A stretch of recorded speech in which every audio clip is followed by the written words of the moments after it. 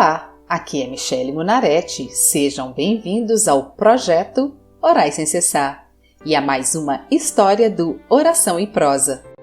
Queridos ouvintes, é com prazer que retorno com o projeto Orai Sem Cessar, depois que tive problemas nos equipamentos de gravação, juntamente com as férias de julho.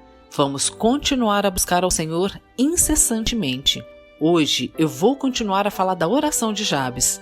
Se você perdeu a primeira parte, procure no site do projeto ou nas nossas mídias sociais e fique por dentro dessa prosa. Vamos orar e depois prosear. Senhor, me dá sabedoria, me faz uma pessoa equilibrada, que eu possa ser uma pessoa ilustre como Jabes foi, que eu venha dedicar mais tempo contigo em oração e jejum, que os meus interesses possam estar alinhados com os teus, que a tua vontade prevaleça sobre a minha vida e que eu possa aceitar os encargos que o Senhor colocou em minhas mãos, que eu seja uma pessoa paciente e dedicada na tua obra, que eu seja obediente para que as minhas orações cheguem até o teu trono e que eu possa tocar o teu coração, como Jabes fez. Em nome de Jesus eu oro. Amém. Na prosa anterior eu falei do sofrimento fetal e as consequências que esse sofrimento pode trazer para o bebê. E disse que podemos supor que diante do nome escolhido e o seu significado, que Jabes possa ter tido algum tipo de deficiência resultante desse sofrimento fetal.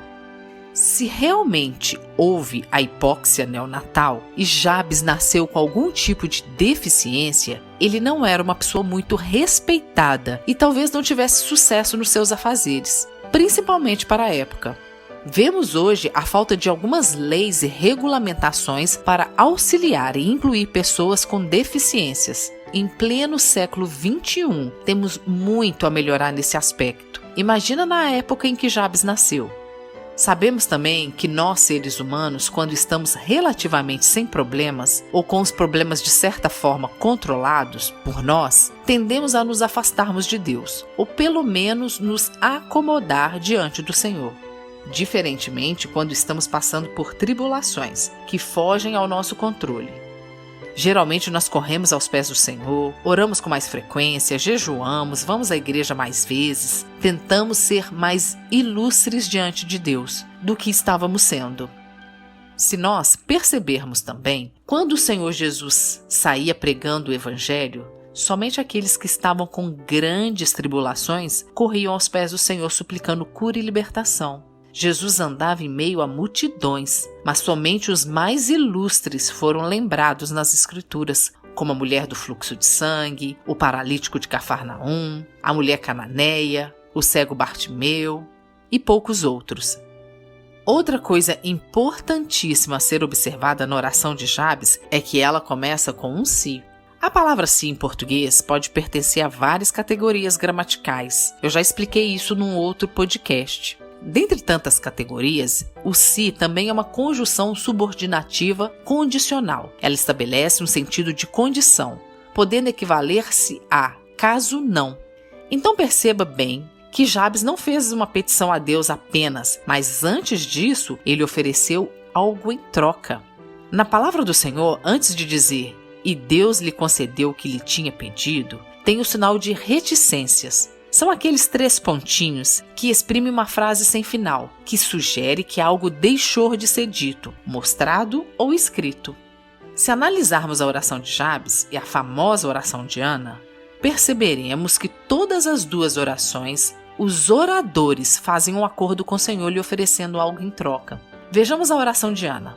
Levantou-se Ana e com amargura de alma orou ao Senhor, e chorou abundantemente, e fez um voto dizendo: Senhor dos exércitos, se benignamente atentares para a aflição da tua serva, e de mim te lembrares, e da tua serva te não esqueceres, e lhe deres um filho varão, ao Senhor o darei por todos os dias da sua vida, e sobre a sua cabeça não passará a navalha.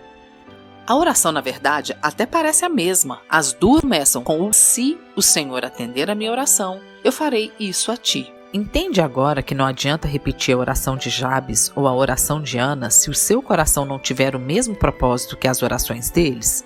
A verdade, como diz o Salmo 139, antes mesmo de pedirmos algo ao Senhor, Ele já sabe o que deseja o nosso coração. No Salmo diz assim: Senhor, tu me sondas e me conheces. Sabes quando me assento e quando me levanto. De longe penetras os meus pensamentos, esquadrinhas o meu andar e o meu deitar, e conheces todos os meus caminhos. Ainda a palavra me não chegou à língua, e tu, Senhor, já a conheces toda.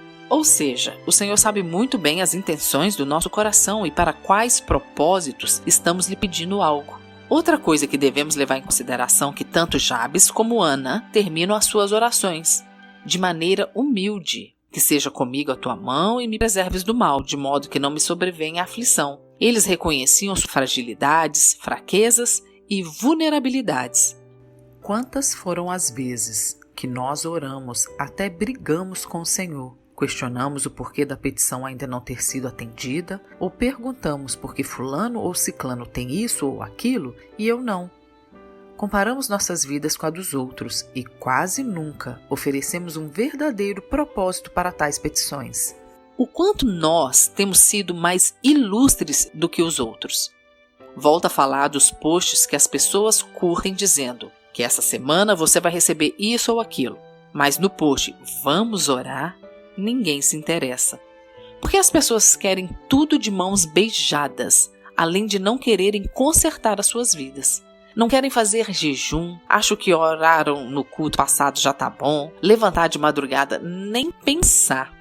Eles vivem uma vida torta com desvios aparentes.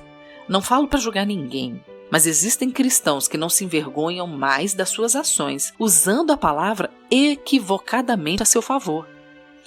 Eu vou dar aqui 2 exemplos que me chocaram. Certo dia eu precisei de um eletricista para passar um fio de espessura mais grossa que o habitual para ligar um eletrodoméstico do lado de fora da minha casa. O quadro de energia fica na minha área de serviço, então o fio teria que passar dentro dos dutos da cozinha, sala de jantar e sala de estar para chegar até a varanda. O tal eletricista que chamei veio, desmontou o quadro, algumas tomadas, e na hora de tentar passar o fio, começando lá do quadro de energia, me perguntou: "Sua oração está em dia?" E eu disse sim e perguntei por quê. Ele respondeu: porque eu sou cristão. Eu oro sempre, sou líder do grupo de recuperandos da minha igreja. Faço trabalho com dependentes químicos e blá blá blá. Então eu pensei, então não vou me preocupar, esse moço deve ser bem responsável no que faz. Pois bem, antes disso, eu tinha dito a ele que estava precisando de um serviço de pedreiro também, e mostrei qual seria o serviço, e ele me disse que resolvia para mim, porque na verdade ele tinha uma empresa de prestação de serviços residenciais, e me passou o valor do serviço que eu precisava.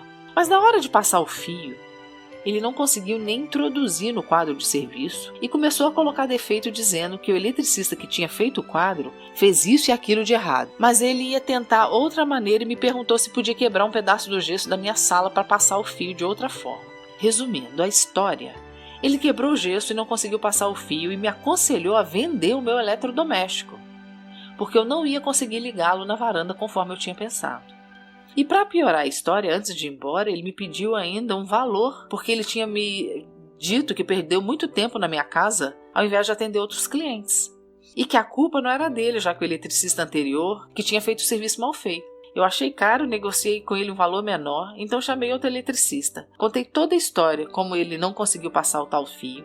Esse outro eletricista veio e com 1h30 ligou o meu eletrodoméstico. E para piorar, o tal eletricista cristão estava me mandando mensagem perguntando quando era para ele fazer os outros serviços que eu havia mencionado. Eu havia tirado fotos e feito um vídeo como o eletricista tinha conseguido passar a fiação e fiz um vídeo do aparelho funcionando. E quando ele me mandou a mensagem, eu mostrei a ele e disse: "Olha o aparelho que você me aconselhou vender. Além disso, você deixou 2 buracos no meu gesso da sala e ainda me cobrou por serviço que você não fez." E questionei a crença dele. E para minha surpresa, ele me disse que não tinha nada a ver com a crença dele, porque a Bíblia diz que ele é pecador mesmo. O próprio Paulo afirma: "Porque não faço o bem que quero, mas o mal que não quero, esse faço. Mas se não faço o que não quero, já não sou eu quem faz, e sim o pecado que habita em mim." Ou seja, tudo bem pecar, mentir. Ele está até respaldado para isso pela palavra. Outro exemplo é de uma cristã que eu conheço bem e que participa do grupo de louvor da igreja onde ela frequenta. Ela deixou o marido e aparece de tempo em tempo com um namorado novo. Vai morar com esse namorado, depois termina, namora outro, mora com esse outro e assim vai. Veste-se como quem está indo para desfile de carnaval. e um belo dia fez um post em sua rede social dizendo que ela não era cristã com as roupas que vestia ou com a forma que se apresentava. Ela era cristã no coração. Então eu pergunto, onde se encaixa aquele versículo que o Senhor Jesus nos pede para sermos sal e luz do mundo? O que pessoas assim entendem por serem santas, separadas, imaculadas, ilustres? Por que tanto a oração de Jabes e a de Ana foram atendidas e muitas das vezes as nossas não? Será que estamos sendo ilustres como eles? As pessoas hoje em dia se preocupam em agradar a Deus ou a satisfazer os seus desejos? O que nós temos oferecido ao Senhor para que Ele desvie o seu olhar, a sua atenção para as nossas vidas? Como eu tenho me portado diante deste mundo que jaz no maligno? Qual é a mensagem que transmito ao mundo? Se alguém que não é cristão olhar para mim, verá alguma diferença? Eu te peço hoje para refletir sobre essas questões e fazer uma análise minuciosa em sua vida, se você realmente quiser tocar o coração de Deus, como Jabes fez. Por hoje é só. Acompanhe as próximas histórias do Oração e Prosa. Sejam bem-vindos e acompanhem às segundas e quintas-feiras o projeto Orai Sem Cessar. Se você quer fazer um pedido de oração ou ter acesso a todas as orações escritas e aos episódios gravados, siga a página do Projeto Orai Sem Cessar no Facebook ou entre no site www.projetoraissemcessar.com. Te vejo lá!